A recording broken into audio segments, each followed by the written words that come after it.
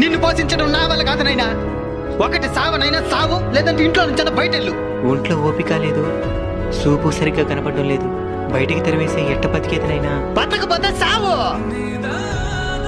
ఇంట్లో నుంచి తల్లిదండ్రులు తెరవేసి ప్రశాంతంగా బతికే వాళ్ళని ఎంతో మందిని చూసినాను నేను. కొన్ని రోజుల తర్వాత, నైనా నీకోసం ఫ్రూట్స్ తెచ్చినాను నైనా. ఇది తినేసి నువ్వు ఆరోగ్యంగా ఉండాలి. ఉండు, జ్యూస్ చేసి తీసుకొని వస్తాను. తాత మొన్నటిదాకా సావమంట ఉన్నాడు, ఇప్పుడేమి ఇంత ప్రేమ చూపిస్తున్నాడా?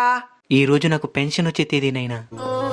ఆ డబ్బుల కోసమే వాడు ఇవన్నీ చేస్తూ ఉన్నాడు. ఇవన్నీ తెలిసి కూడా ఎట్ట తాత ఓడింది ఇంత ప్రేమ చూపించగలుగుతున్నావా? కన్నవాళ్ళం కదనైనా, కఠినంగా ఉండలేకపోతున్నా.